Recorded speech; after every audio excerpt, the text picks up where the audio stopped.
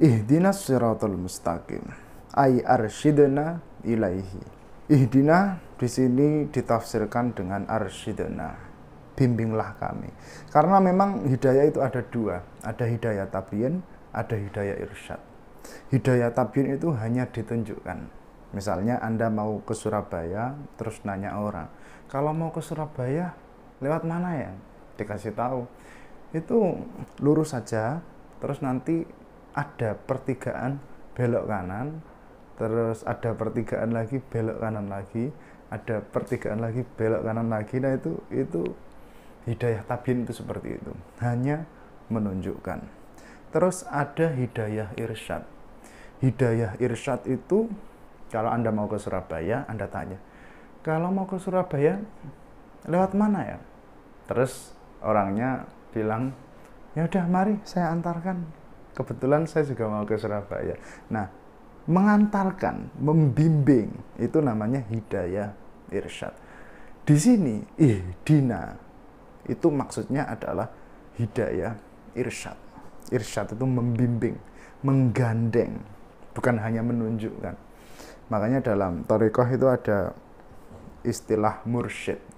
Mursyid itu bukan guru yang hanya ceramah saja, tapi juga menuntun, membimbing, menggandeng.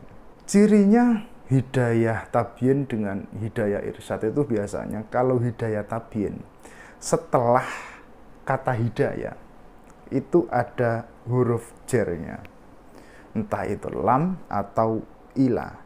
Misalnya wa innaka latahdi ila siratim mustaqim. Nabi Muhammad itu adalah pemberi hidayah, tapi hidayahnya ada ilahnya. Wa innaka latahdi ila siratim mustaqim. Karena kalau tidak ada ilahnya, nggak ada huruf jernya, yang berarti hidayah irsyad, Nabi nggak bisa. Innaka la tahdi man ahbabta walakinallaha yahdi man yasha. Engkau tidak bisa memberi hidayah meskipun pada orang yang kamu cintai, tapi Allah lah yang memberi hidayah kepada siapapun yang Allah kehendaki. Jadi di sini itu hidayahnya hidayah irsyad. Arsyidna, bimbinglah kami, antarkan kami ilaihi menuju siratal mustaqim. As-sirat itu dari kata sirat, pakai sin. Makanya ada yang baca ihdinas siratal mustaqim. Ada juga yang ismam, ihdinas siratal mustaqim, antara shad dengan zai. Tapi tulisannya sama, semuanya pakai shad. Maknanya apa? Makna asalnya itu jalan. Jalan yang dalan ya, bukan jalan yang melaku. Bukan jalan yang berjalan, tapi jalannya ini. Itu makna asalnya, jalan. Tapi maksudnya adalah agama Islam. Mengapa agama Islam diibaratkan dengan jalan? Karena dua-duanya adalah media untuk mencapai tujuan. Jalan itu dibuat agar orang bisa mencapai tujuan yang diinginkan dengan mudah gitu. Nah, agama juga gitu. Agama itu media, bukan tujuan. Tujuannya apa? Ya Allah. Tujuannya itu apa? Jadi agama itu bukan tujuan. Al-mustaqim. Al-mustaqim itu isim fa'il dari istaqoma. Istaqoma yastaqimu mustaqim. Asalnya istaqwama yastaqwimu mustaqwim. Makanya ada yang baca mustaqwim. Ada yang seperti itu. Maknanya apa? Maknanya mustaqim itu anteng, tanpa gonjang-ganjing. Anteng itu ya anteng, nyaman. Perjalanan yang nyaman itu namanya mustaqim. Jadi jalannya itu gak geronjal-geronjal. Penjelasan dari as-siratal mustaqim itu wayubadalu minhu siratal ladzina an'amta alaihim bil hidayah, yaitu jalannya orang-orang yang engkau beri nikmat ya Allah dengan hidayah atas mereka.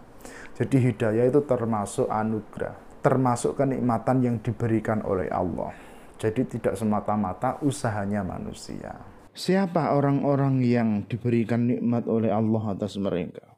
wa yubdalu minal ladzina bisilatihi ghairil maghdubi alaihim, yaitu orang yang tidak dibenci atas mereka. Wahumul yahudu, mereka adalah orang-orang Yahudi. Waladhdallina wa ghairid dhallina, dan bukan orang yang sesat, bukan orang-orang yang sesat. Wahumun nasara, mereka adalah orang Nasrani. Penafsiran al-maghdubi alaihim sebagai Yahudi dan ad-dhallin sebagai Nasrani ini sangat populer. Ada yang menghubungkannya dengan ayat mal'anahullahu wa ghadiba alaihi. Ini adalah untuk Yahudi. Dan ada ayat qad dhallu min qablu wa adallu katsiran wa dhallu an sawa'is sabil. Terus ada juga riwayat innal maghdubi alaihim hum al-yahud wa innad dhallin an-nasara. Ada yang mengatakan riwayat ini lemah. Dan kalaupun benar, itu enggak terbatas pada Yahudi tok. Yang al-maghdubi alaihim itu bukan hanya orang Yahudi tok. Dan ad-dhallin itu juga bukan hanya orang Nasrani tok. Yahudi itu ibarat untuk orang yang tahu tapi enggak melakukan. Nasrani itu ibarat orang yang enggak tahu tapi melakukan. Dua-duanya bahaya. Tapi mana yang lebih bahaya? Itu kalau di ala-ala itu fasadun kabirun alimun mutahatiku wa akbaru minhu jahilun mutanassiku. Gedene kerusakan wong alim gak lakoni, luweh gede timbang iku wong bodoh lakoni. Kerusakan yang besar, termasuk kerusakan yang besar, orang tahu tapi tidak melakukan. Tapi lebih rusak dari itu, orang nggak tahu tapi melakukan. Jadi ini nggak terbatas pada orang Yahudi dan orang Nasrani. Orang Islam pun demikian.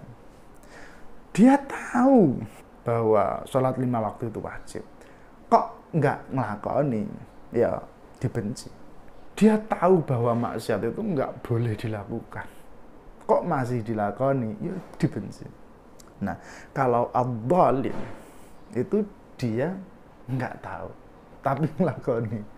Ya sama aja. Dia nggak tahu caranya sholat, dia sholat, ya nggak sah. Dia nggak tahu bahwa kalau sholat itu harus dalam keadaan suci, harus wudhu dulu. Dia sholat nggak wudhu, nggak baca Fatihah, nggak baca, ya sama aja, nggak sah juga. Dan mengapa disebut kerusakan yang parah, yang lebih parah itu yang nggak tahu tapi melakukan? Karena kita bisa melihat fenomena-fenomena yang terjadi akhir-akhir ini. Banyak orang beragama pun karena kebodohannya itu merusak citra Islam. Karena kebodohannya, dia nggak ngerti Al-Quran. Dia hanya membaca secara tekstual, lalu mengamalkan begitu saja. Ya akhirnya jadi teroris-teroris itu. Jadi radikalis-radikalis itu. Ada juga yang berkata bahwa al-maghdub di sini adalah al-kuffar, orang-orang kafir, dan ad-dhallin itu adalah orang-orang munafik. Wa nuqtatul badali, poin dari badal ini adalah ifadatun annal muhtadina laisu yahudan wala nasara, bahwa orang yang mendapat hidayah itu bukan orang Yahudi dan bukan orang Nasrani.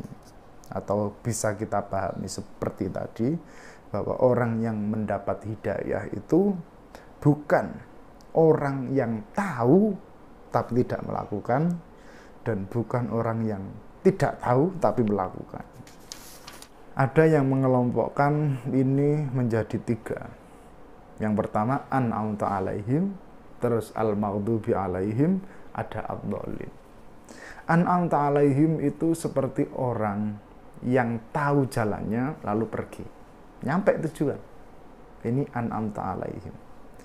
Yang al-maghdubi alaihim, dia tahu tapi dia nggak jalan, ya nggak nyampe-nyampe. Nah, yang paling parah itu yang ad-dhalin. Dia nggak tahu tapi tetap berangkat, nyasar. Kalau sudah nyasar, tujuan ya nggak nyampe, mau pulang ya nggak nyampe juga, wong tersesat.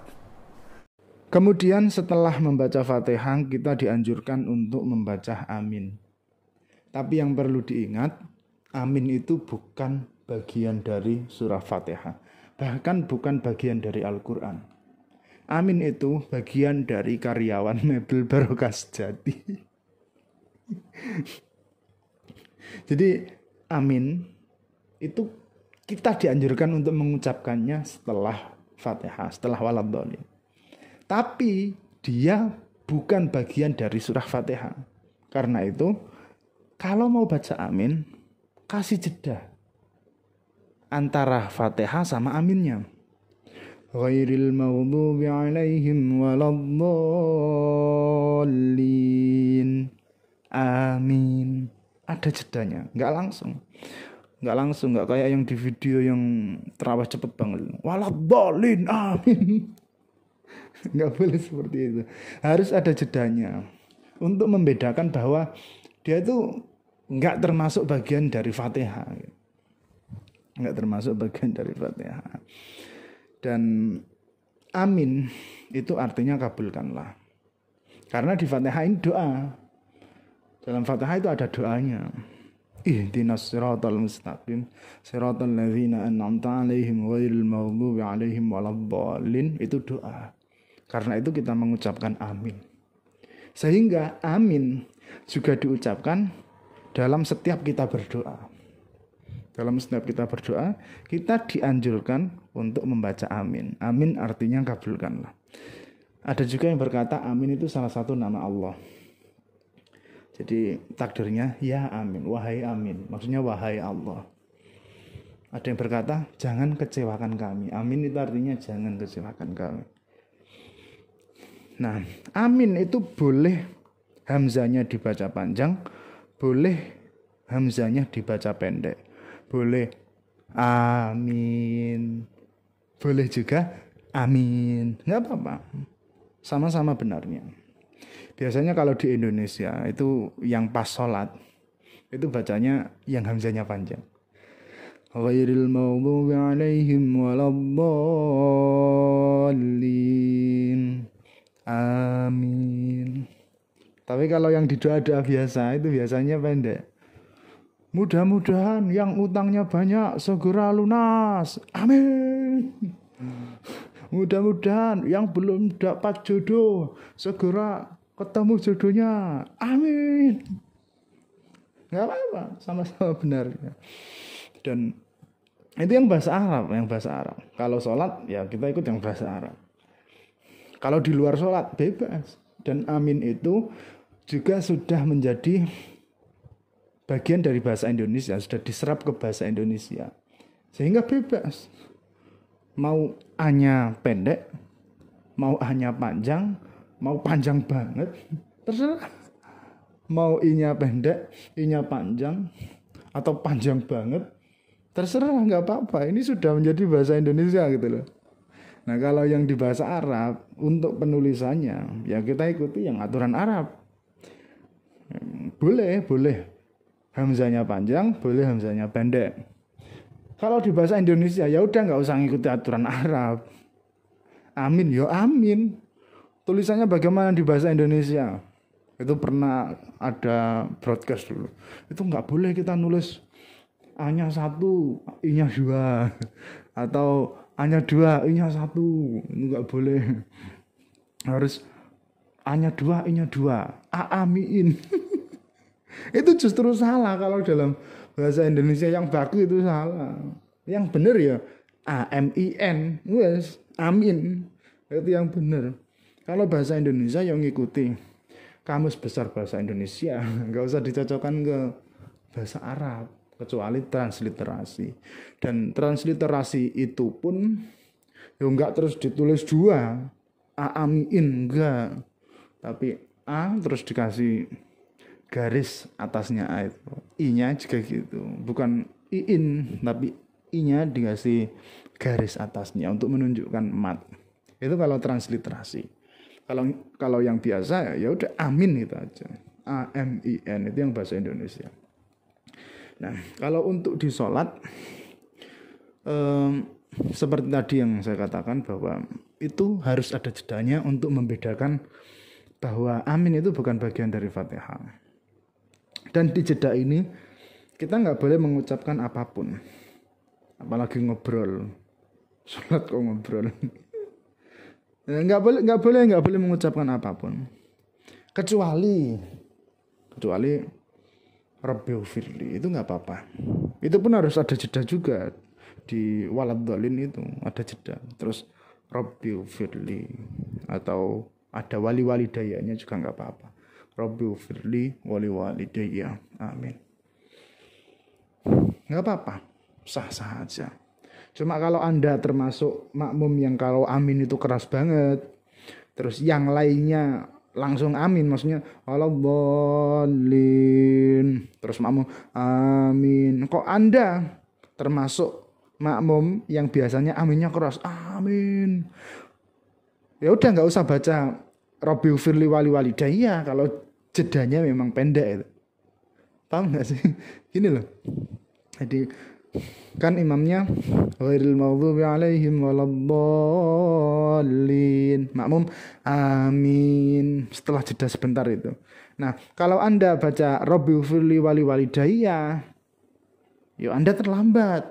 Nanti Anda malah aminnya sendirian gitu. Kecuali kalau Anda bukan termasuk bagian dari orang-orang yang aminnya sambil teriak. Gitu. Enggak harus. Dan baca amin juga enggak harus, enggak wajib. Wallahu a'lam bissawab. Ini sudah bukan lagi tulisannya Al-Mahalli, tapi ini sudah tambahan dari murid-muridnya. Wallahu a'lam bissawab itu biasanya untuk mengakhiri sebuah karya gitu. Nah, Al-Mahalli itu selesainya di surah Al-Fatihah ini. Jadi kita sudah khatam.